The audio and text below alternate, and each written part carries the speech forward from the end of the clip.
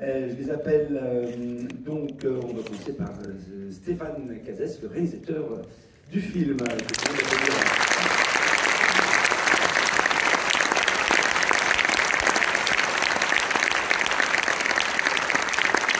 Il n'est pas venu seul. Merci beaucoup. Qui n'est pas venu seul, accompagné de Marwa Merjet Yahya, alias Margot dans le film.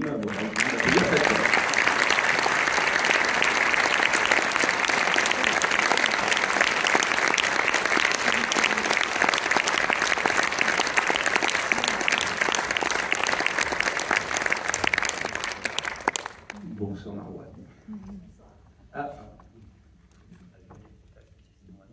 Bonsoir à tous. Merci. Et celui qui est un habitué de cette scène, et on l'en remercie, c'est toujours un plaisir, Monsieur Clovis Cornillac.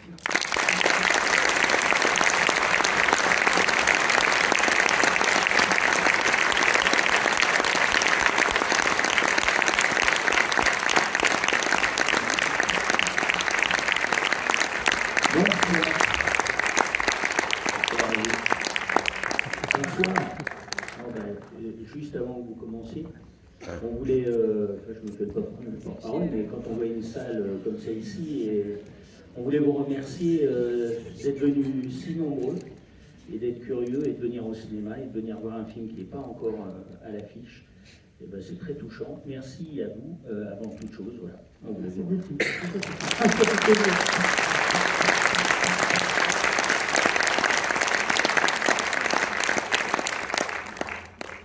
Donc beaucoup d'émotions, hein, je crois que tout le monde l'a ressenti. On commençait par une question assez simple.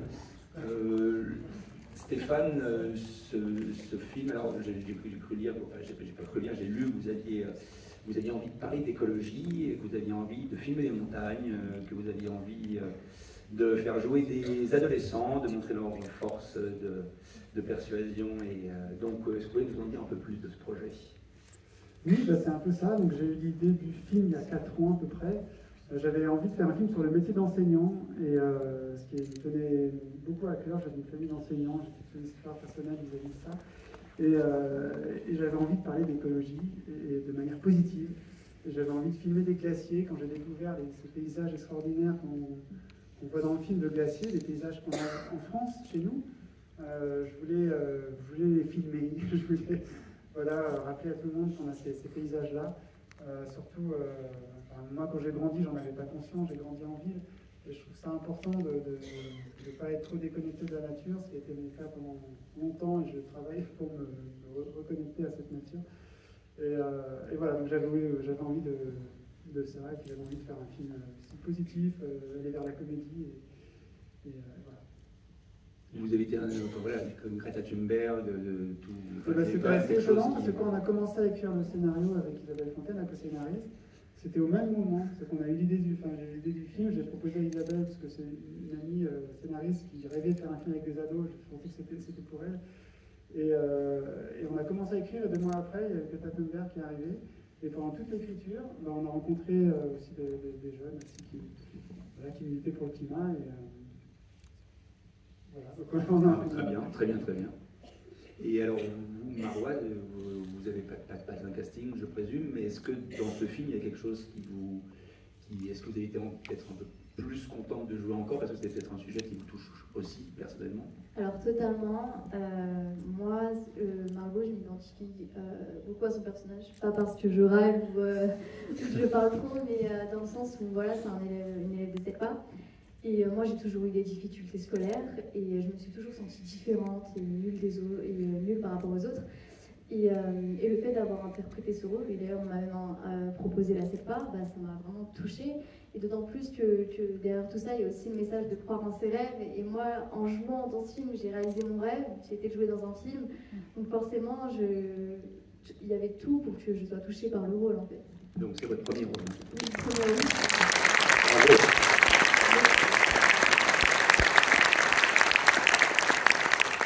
Et Clovis, j'ai pas cru lire, j'ai lu vraiment, je n'hallucine pas que voilà, il y a des personnages de méchants qui ne correspondent pas spécifiquement là. Là, votre personnage, vous êtes complètement entré dedans. C'est ce marcheur solitaire qui veut redonner de l'espoir. Ça vous correspondait. Enfin, je pense que vous n'avez pas beaucoup hésité.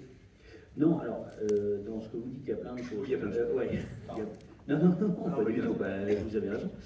Non, parce que je ne sais pas si ça me correspond plus qu'autre chose, mais j'ai remarqué qu'en tous les cas, souvent dans ce qui m'était proposé, c'était plutôt des personnages terriens, plutôt des gens qui étaient humainement plutôt clairs, droits et tout ça, malgré les rôles de dingue ou des rôles de psychopathe et tout ça, ça m'arrive d'en faire, c'est avec grand plaisir.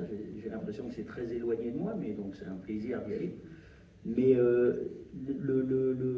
là, c'était la première fois qu'on me proposait un rôle de prof,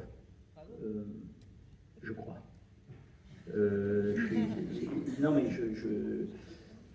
et en fait, ça m'amusait, on en parlait tout à l'heure, c'est parce que, en fait, en vieillissant, enfin, c'est-à-dire que tout ce qui était les rôles de personnages qui auraient fait des études, les avocats, les ministres, les ponts et chaussées, que sais-je, en général, on ne me les propose pas. On me propose plutôt celui qui les fabrique, ou celui qui fabrique le pain, ou qui...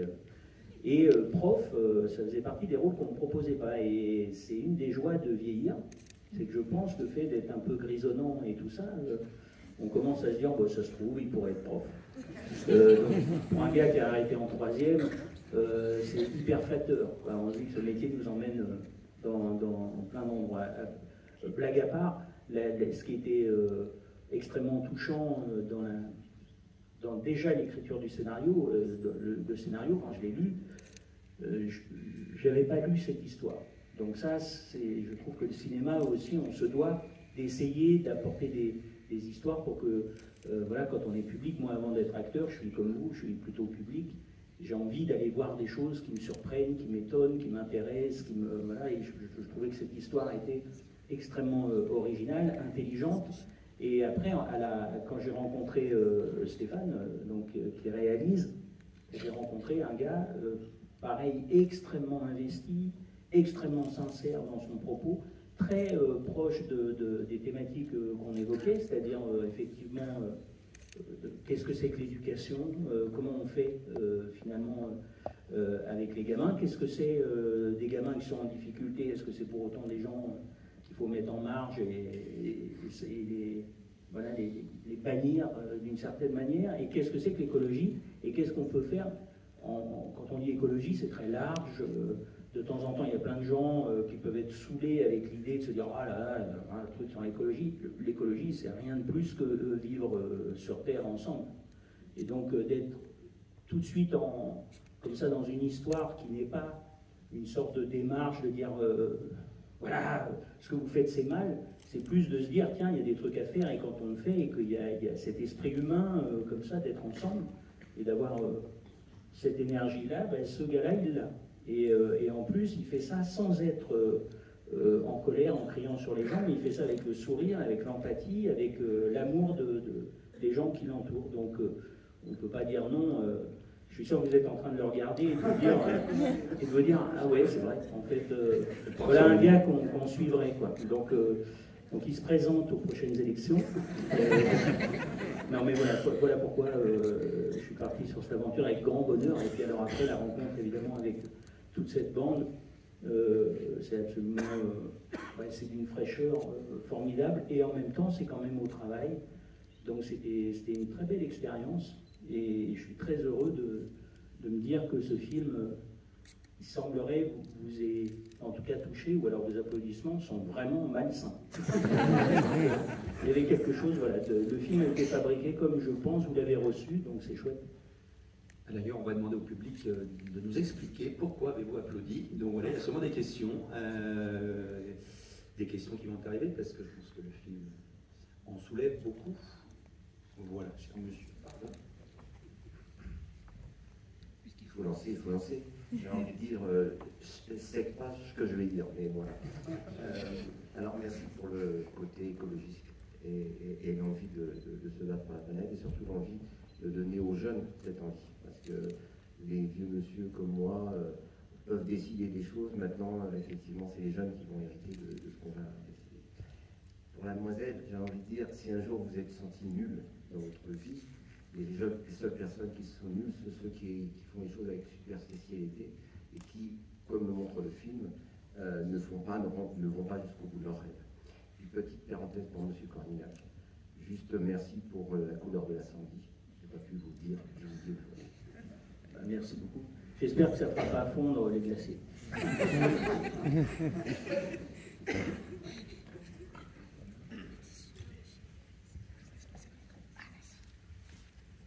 Moi, je voulais dire merci pour l'image du prof que vous donnez, parce que c'est vrai qu'on n'a pas toujours une bonne image. Et puis pour le fait de montrer qu'on peut faire des petites choses tranquillement. Alors nous, dans nos écoles et dans nos collèges et nos lycées, on ne fait peut-être pas ce que vous faites là avec des bâches et tout ça, mais on espère vraiment faire des petites choses et parler d'écologie tous les jours. Et puis, j'ai parlé d'écologie, j'ai parlé de l'eau à mes élèves, et puis à mes petits sixièmes. Et puis une fois, il y a un élève qui est venu me voir en me disant « Madame, quand je prends ma douche, maintenant je pense à vous à chaque fois. » C'est génial. C'est génial, mais il est en sixième, hein, faites attention. C'était ça qui était bien en fait. Donc merci pour cette image du prof, merci pour l'écologie. Non, mais c'est adorable et je rebondis sur ce que vous dites, puis après je laisserai évidemment la parole à Stéphane et à Miss, mais j'ai rencontré un type formidable qui est évidemment par Stéphane, puisque quand on joue, on joue un personnage, ce personnage a souvent un métier, on essaye évidemment en amont de rencontrer des gens qui le pratiquent pour essayer de ne pas trahir, essayer de choper les choses qui nous paraissent essentielles, ou voilà, que les gens ne soient pas choqués en regardant. Et à chaque fois, moi, ma petite récompense, c'est dans les rôles et les métiers que j'ai pu faire au cinéma, c'est quand les gens te disent après, enfin, ceux qui pratiquent, voilà, de dire c'est top, c'est ça. Donc il y a quelque chose où tu dis ah ben c'est pas complètement raté. Il y a forcément quelque chose qui répond. Et là j'ai eu l'occasion, grâce à Stéphane, de rencontrer Fayet, un prof qui est Vincent Fayet. Ouais. Vincent. Je dis Fayet parce que c'est son nom de famille en fait. Donc je me dis peut-être qu'il y en a qui le connaissent, mais en tout cas il a une manière de travailler avec ses élèves qui ressemble beaucoup à ce que fait Alain dans le film. Et ce que je trouvais remarquable en passant du temps avec lui et avec sa classe, c'est de voir qu'il est dans un lycée classique, hein, il n'y a rien de... mais lui travaille comme ça à l'intérieur de ce lycée-là. Et en fait, ça marche.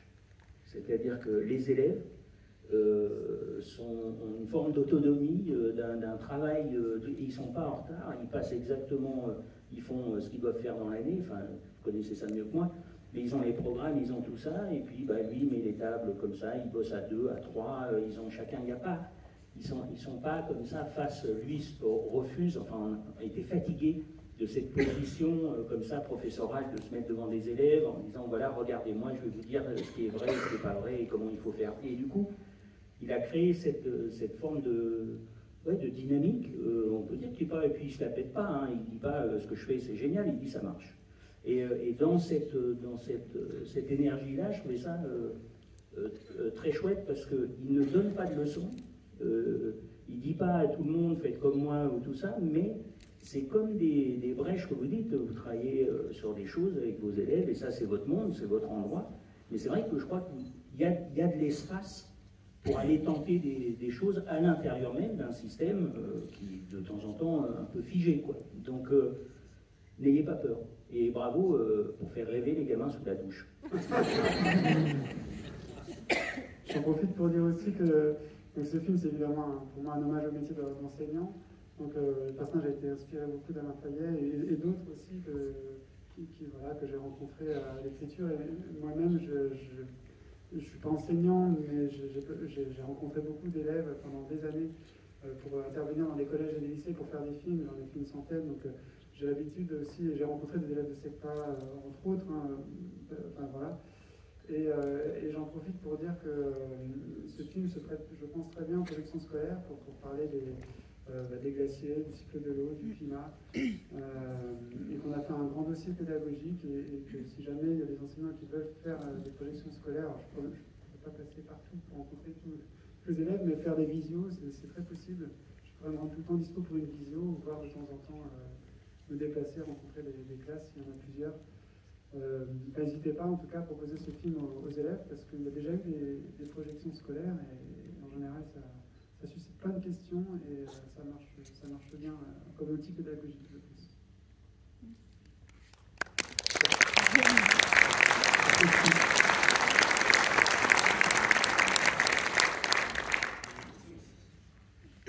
Où vous avez fait le film? Merci pour cette question. On a tourné autour de Chamonix, dans ce coin-là, donc c'est dans les Alpes. Le glacier que vous voyez, c'est la mer de glace. Enfin, on voit plusieurs glaciers dans le film, mais la cavité sous-glaciaire, quand on est à l'intérieur du glacier, c'est dans la mer de glace, qui est le glacier le plus grand qui existe en France, qui est assez incroyable. Il faut imaginer, la taille, c'est comme une mer, aussi grand qu'une mer, mais en glace. Et donc maintenant, il fait encore 300 mètres de hauteur. Il faisait il n'y a pas si longtemps 600 mètres de hauteur, il y a 150 ans. Donc il a déjà diminué de moitié. Il faut s'imaginer la taille d'une tour Eiffel. Voilà, donc il a perdu 3-4 km de longueur. Et voilà. Mais il est toujours très impressionnant. Et il est magnifique. Et ce qui est intéressant, c'est quand on est dans ce décor, on voit plein de petites bulles dans la glace. Et ces petites bulles, en fait, elles ont 400 ans. C'est de l'air qui était là il y a 400 ans, où quand la neige qui est tombée en haut de la montagne s'est transformée en glace. Après, sous l'effet de ce poids immense, des immenses quantités de glace, la glace, elle descend, et a emprisonné des petites bulles d'air. Et quand on regarde la glace, on voit des bulles d'air un peu partout, sur des profondeurs extraordinaires.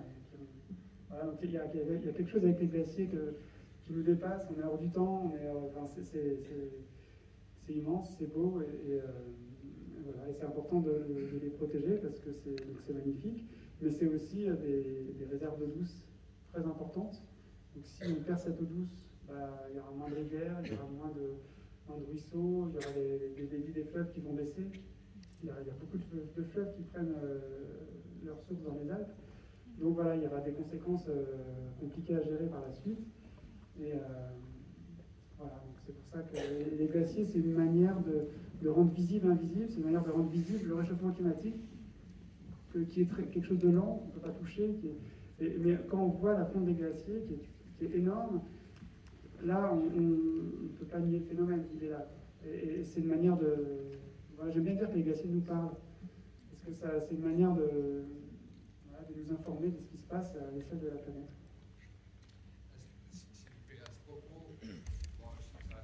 Est-ce que ma voix porte? Oui. La question c'est, j'imagine qu'il a fallu des autorisations. Merci. J'imagine qu'il a fallu des autorisations pour justement pouvoir filmer sur le glacier. Est-ce que ça a été compliqué? Et autre question, à la même occasion, est-ce que trouver une production, enfin un producteur, ça a été difficile aussi? J'imagine que non, mais comme c'est une thématique censée être encore sensible, il n'est pas sûr que spontanément ça a été aussi évident que ça. Enfin, en tout cas, voilà la question. Alors, je vais commencer par répondre à la question du producteur qui est dans la salle, Nicolas Rondeau. En fait, ça s'est fait très vite parce que c'est le premier producteur auquel j'ai pensé. En fait, j'ai regardé la boîte de production en bonne pioche. Et quand je vois tous les films qu'ils ont produits, c'est soit des films écologiques, soit des films sous l'univers de l'enfance. On peut citer La Marche de l'Empereur, Le Renard et l'Enfant, Il était une forêt, Les Pépites, C'est quoi cette famille, enfin, et donc, là, ça s'y prêtait bien, ça mixait un peu les deux thématiques que je retrouve quasiment dans tous les films de cette société. Et donc on a contacté tout de suite cette production, et je ne connaissais pas Yves Darando. Et voilà, il a dit oui assez vite, et puis on est partis ensemble très vite. Et après, pour les autorisations, je pense que ça n'a pas été compliqué. Par contre, ce qui était compliqué, c'est d'aller tourner là-bas. Il y avait énormément de guides de haute montagne qui ont encadré le tournage. Et donc, pour tourner dans le moulin, par exemple, la veille, ils étaient une demi-douzaine de guides à monter au-dessus du glacier à 100 mètres de hauteur pour dégager toutes les pierres, pour être sûr qu'elles ne tombent pas dessus le jour du tournage. Parce que quand ça fond, il y a des pierres qui tombent, et au-dessus du glacier, il y a plein de pierres, comme le glacier baisse, toutes les pierres sur les côtés, elles tombent. Et parfois, il y a des pierres qui font 500 kg, donc vous ne pas être en dessous. Et parfois, il faut des baramines pour les faire tomber. Donc voilà, il a fallu sécuriser les lieux. Ensuite, on est descendu en rappel, donc ils ont créé tout un passage pour qu'on puisse descendre. Ils ont descendu du matériel. Le tournage a été très sécurisé par les guides. Et voilà, il y a un gros travail des guides de haute montagne sur ce film. Il y a une question juste derrière vous.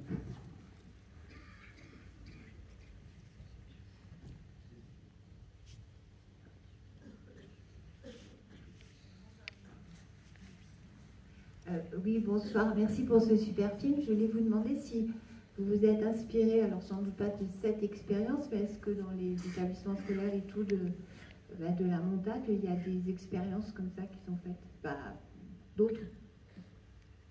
C'est une très bonne question.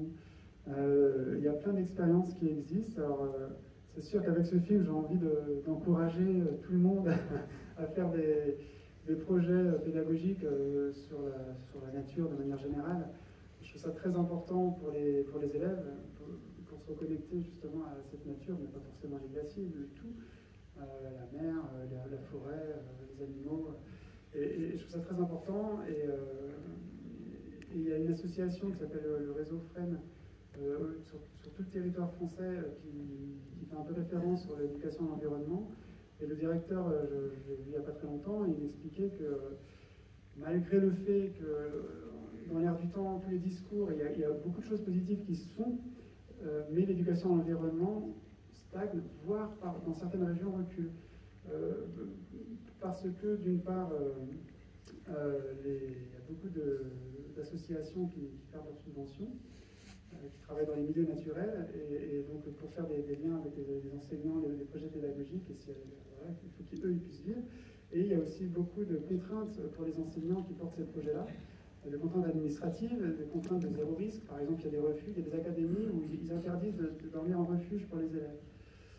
Il y a des académies où si on veut faire un voyage en bateau, il faut que le bateau il y ait 35 normes qui soient respectées, que tous les élèves sachent super bien nager, etc. Et ce qui fait que ça devient compliqué.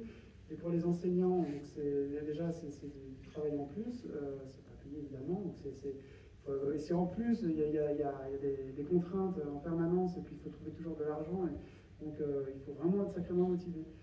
Et il me disait, il y a 40 ans, il y avait des classes de nature qui faisaient 3 semaines. Il y a 20 ans, moi quand j'étais enfant, j'en avais une semaine. Maintenant, quand on a 3 jours, on est content. Donc voilà, il y a encore beaucoup à faire. Et en même temps, il constatait dans son association que la déconnexion des enfants à la nature est très forte encore. Donc il y a énormément à faire. Et une fois que j'ai dit ça, il y a plein d'enseignants qui font plein de choses. Alors ça va de choses, de mettre un potager dans l'école, il y a énormément de choses très positives. Et il y a aussi des choses bigger than life, comme dans le film. Dans les Alpes, ils ont fait 160 km à vélo, avec toute une classe, en s'arrêtant pour faire tout un projet pédagogique, pour observer les plantes, etc. Il y a carrément en Bretagne, il y a une classe qui a fait une expédition en Antarctique. Donc il y a des trucs complètement fous qui existent. En Guadeloupe, il y a une classe qui restaure des coraux. Toutes les 2 semaines, ils plongent pour restaurer les coraux.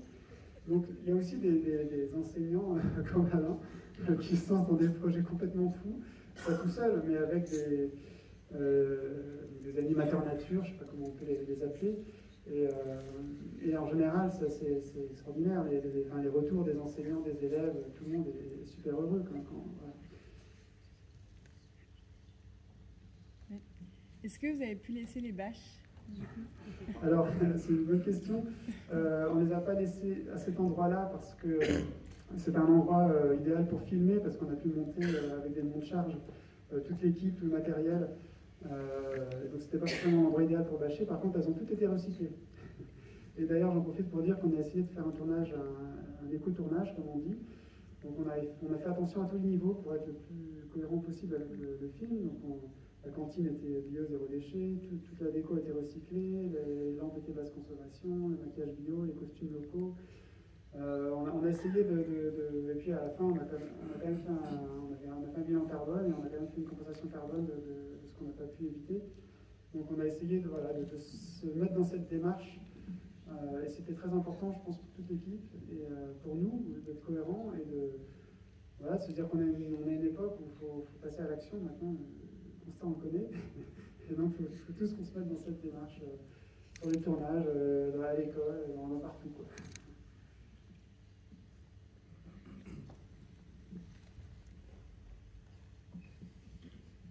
Oui, bonsoir. Donc moi je voulais savoir, donc vous avez tourné avec un groupe d'adolescents, donc on sait qu'à cet âge-là ils sont très spontanés, ils sont pas forcément sur la réserve, et d'ailleurs je les félicite entre parenthèses. Et moi je voulais savoir, est-ce que vous avez entre guillemets bridé dans le rôle, ou est-ce que vous les avez laissés s'amuser, et puis avoir retenu peut-être des réactions, des mots qui n'étaient pas écrits dans votre scénario? Je te donne une réponse, après je te laisse développer. J'ai un peu de tout, si j'étais nombreux. Moi, ce que j'ai essayé de faire, c'est qu'il y a un travail avec chacun d'eux. Enfin, déjà, à l'étape du casting, c'est sûr que c'est... Au départ, j'imagine un personnage à l'écriture, et après, quand je rencontre des comédiens, parfois, il y en a qui correspondent vraiment super bien, parfois, il y en a qui correspondent pas tout à fait, mais j'ai tellement envie de travailler avec eux que je change à l'écriture le rôle.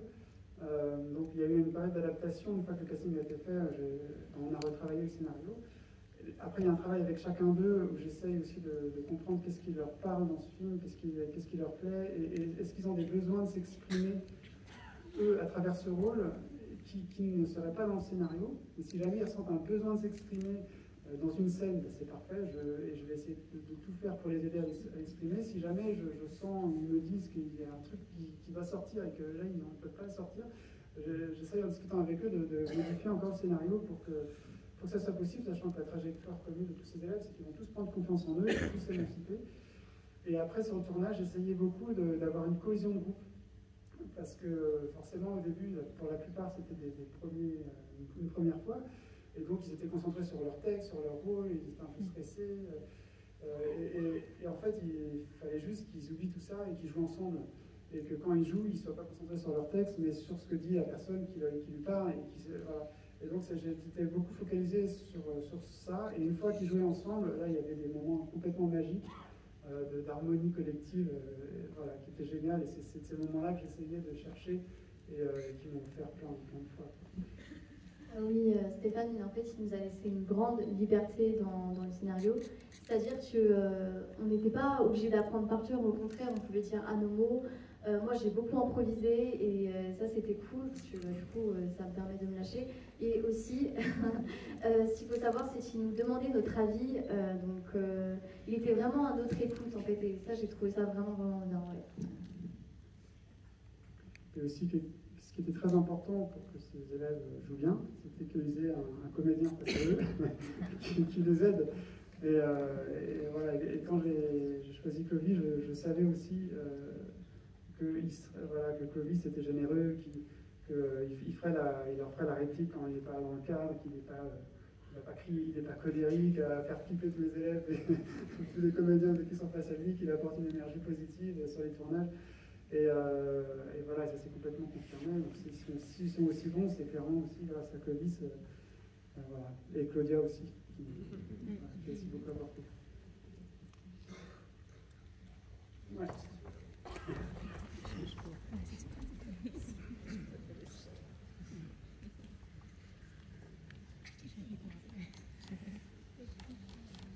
Bonsoir et merci, bravo pour ce magnifique film. Oui, je voulais poser une question pour ne pas rentrer dans le débat purement écologique. Ce système de bâche, je l'ai vu dans des reportages à travers le monde, pour ne pas que le film passe pour une parodie et quelque chose d'une épingle dans une meule de foin. Est-ce qu'on sait si en Europe, par exemple, on a déjà des projets de protection de glaciers ou de zones fragiles actuellement? Merci pour cette question. Alors, dans la réalité, oui, ce qui est très souvent bâché, c'est des parties spécifiques, une grotte de glace ou un endroit qui relie deux pistes de ski. Parce que en fait, ça fond 5 fois moins vite quand c'est bâché. Donc par exemple, sur certains glaciers, ça peut faire 10 mètres d'économie à certains endroits de fonte en un été. Et en Italie, c'est carrément un glacier en entier qui bâche, le glacier de Presena qui fait la taille de Paris, en surface, enfin la surface bâchée, je veux dire. Donc c'est très efficace pour ralentir la fonte. Maintenant, une fois que j'ai dit ça, le message du film, pour moi, c'est pas de dire qu'il faut bâcher tous les glaciers du monde et continuer à polluer. C'est pas ça, c'est surtout de dire que si on se comportait tous comme les personnages de ce film, on arriverait à faire cette transition écologique. C'est là où je veux en venir. Et les glaciologues avec qui on a travaillé, enfin, surtout Luc Moreau, qui est le glaciologue principal qui nous a aidé sur tout ce tournage, il me dit qu'on peut encore sauver entre 30 et 50% des glaciers. Voilà, si on fait une transition rapidement. Et des bâches, ça peut être utile à certains endroits. Ce ne sera pas la solution. La solution, c'est d'arrêter de rejeter des gaz à effet de serre. Et voilà. Mais ponctuellement, pour ralentir la fonte, il n'y a pas plus efficace que mettre des bâches. Merci pour cette belle explication.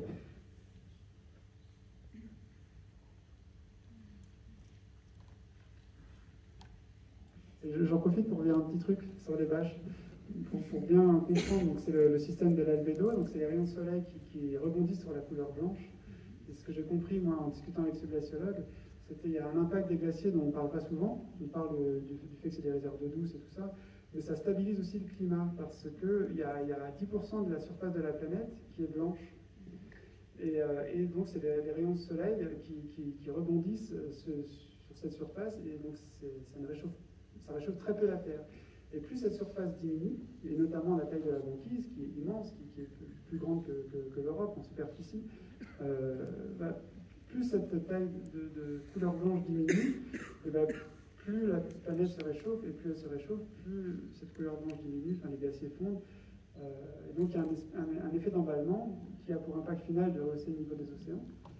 Et voilà, on a vu une stabilité jusqu'à présent, ce qui fait que les glaciers, la fonte des glaciers en été était à peu près équivalente à la reformation en hiver. Et là, maintenant, on est rentré dans une autre période avec un effet d'emballement. Et ça, on le voit bien quand on visite la mer de glace, parce que sur les 300 mètres, elle a baissé de 300 mètres en 150 ans. Mais dans ces 300 mètres, il y a bien, je dis des chiffres au hasard, mais il y a peut-être 75 mètres, c'est juste les 10 dernières années. Et donc, plus on se rapproche de l'année précédente, plus ça fond vite. Donc, il y a vraiment un côté exponentiel. Et ça fait prendre conscience de l'urgence, en fait, de l'urgence à faire cette transition, parce que si on ne fait rien, ça va très très vite. Les glaciers disparaissent très très vite. Dans les Pyrénées, il y en a déjà presque plus. Alors, dans 20 ans, dans les Pyrénées, c'est fini déjà. Donc, voilà, c'est juste pour rappeler l'urgence et comprendre aussi ce que nous. Je ne voulais pas tomber l'ambiance. Comme quelques professeurs dans la salle, je me permets juste de vous rappeler qu'il y a le passe culture, en fait, qui est donc cette cagnotte que chaque jeune jusqu'au lycée peut utiliser, de la 4e au lycée. Si vous voulez projeter ce film Malmena ou d'autres, mais pour accompagner votre cursus pédagogique, en tout cas, sachez que Pass Culture peut financer ça. Vous pouvez en parler à vos professeurs, s'il y a des élèves ici, j'en vois, et à vos collègues, etc. Voilà. C'est du cinéma qui... Pour ajouter un truc, qui parle aussi beaucoup aux élèves des projections scolaires que j'ai déjà pu faire, c'est aussi la thématique du rêve qui est abordée dans le film, du fait de réaliser ses rêves. Et voilà, ça parle aussi, j'ai l'impression, beaucoup aux jeunes, cette thématique-là. Et je trouve ça intéressant d'en parler avec eux.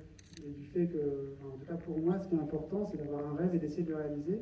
Si on le réalise ou pas, c'est autre chose. Parfois on est déçu quand on le réalise, parfois, peu importe. Mais le fait d'avoir un rêve et d'essayer de le réaliser, c'est que tous les matins quand on se lève, on sait pourquoi on se lève, on a de l'énergie, on est content et ça fait avancer, quoi.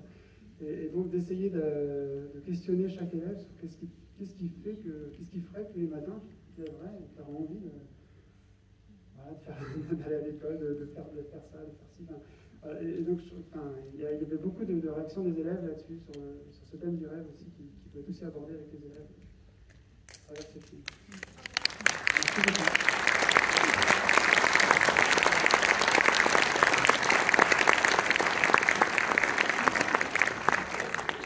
l'heure avançant, je crois qu'on a déjà dit énormément de choses, très belles. En tout cas, merci au public. Il y avait une dernière question? Non, je sais pas. Là, je crois. Une dernière question. Vous voulez? Oui, il y avait une dernière question. C'est pas interdit, hein. Non, il n'y a pas de dernière question. Alors, où est-ce qu'il y a une dernière dernière question? Ici, madame, pardon. Je ne vois pas tous. Ah, ben, il y a deux dernières questions. Moi, j'aurais voulu savoir, poser une question à Marois, savoir ce que ça avait changé dans votre vie, ce film, et de rentrer dans le moulin, qu'est-ce que ça avait provoqué? Alors moi, l'écologie, je pense comme tout le monde, j'en ai beaucoup entendu parler, mais je me posais pas plus de questions. Sans vous mentir, c'était même chiant pour moi quand je m'entendais écologie. Mais le fait d'avoir assisté à un éco-tournage et d'avoir vraiment regardé des reportages sur ça, et déjà rien qu'en lisant le scénario et en découvrant toute la belle nature et le glacier, ça m'a vraiment permis de changer les habitudes quotidiennes. Donc, ça peut sembler être des petites habitudes, mais ouais, des petits trucs du quotidien comme éteindre son eau quand on se brosse les dents, ou par exemple ne pas jeter son eau, mais par exemple la donner à une plante. Vraiment des petits trucs bêtes, mais qui peuvent tout changer en fait. Donc ouais, ça m'a vraiment impacté. Il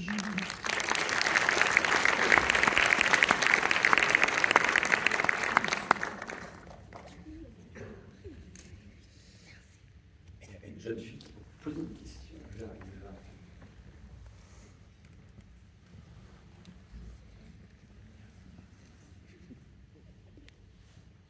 Est-ce que ça vous a fait peur de descendre dans le glacier?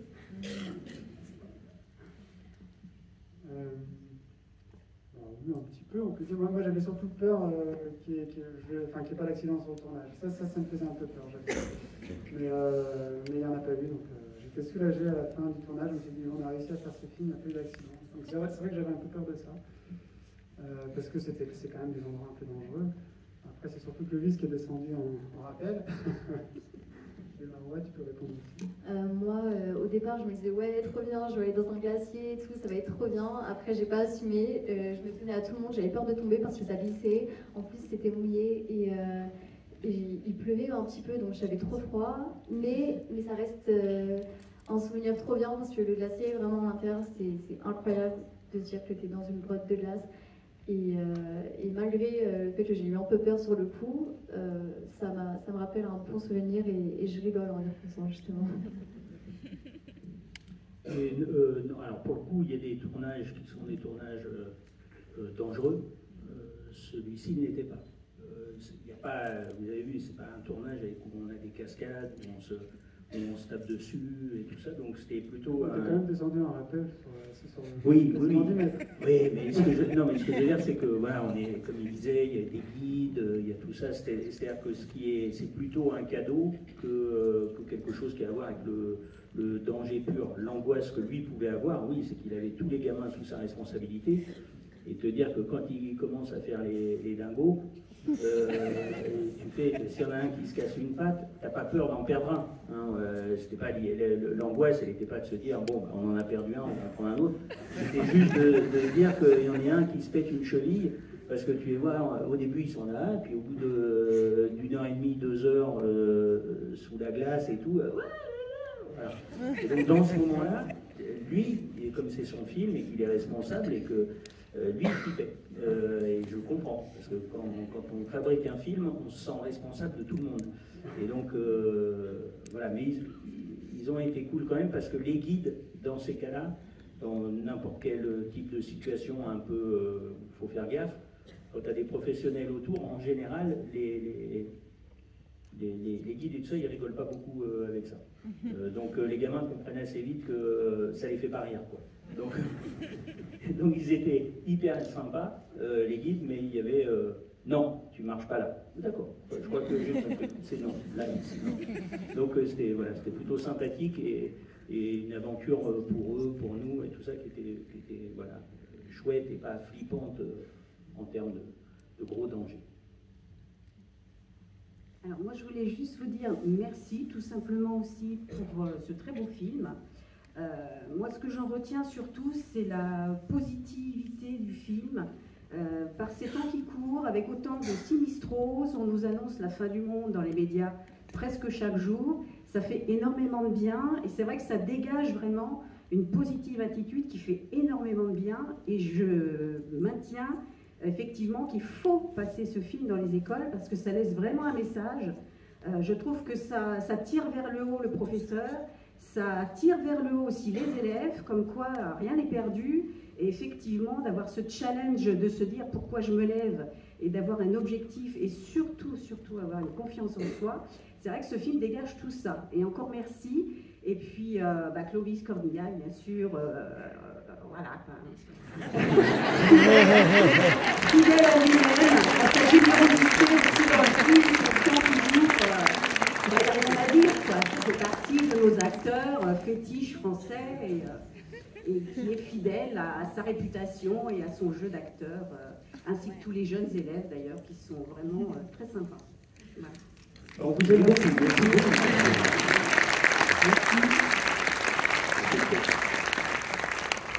C'est peut-être bien de finir là-dessus, non? Absolument. Hein, si tout à coup il y a quelqu'un qui prend la parole en disant alors moi j'ai.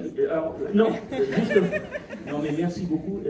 Merci à tous. Vive l'amour, vive le cinéma. Et puis je vous laisse après finir.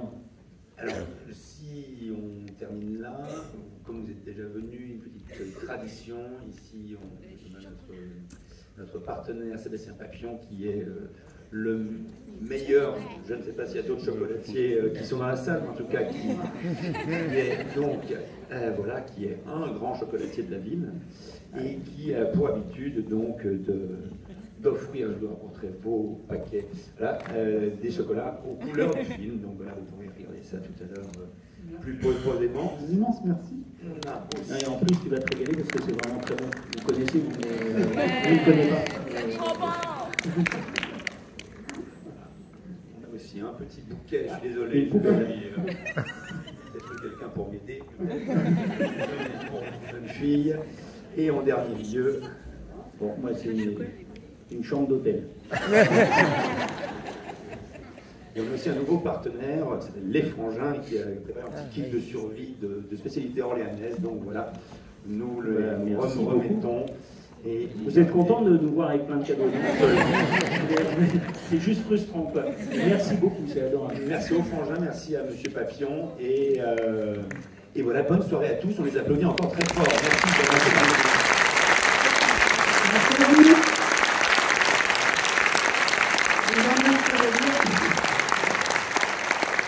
Encore un immense merci, ça fait vraiment chaud au cœur dans une salle pleine comme ça et puis voir que le film vous a vraiment plu, touché. N'hésitez pas à en parler autour de vous. Voilà, mettre des critiques sur internet, sur Allociné, tout ça. On parle autour de vous parce qu'on a, voilà, pour que le film existe, il faut en parler avant parce qu'une fois que le film sort, après, voilà, c'est trop tard. Donc merci beaucoup à vous.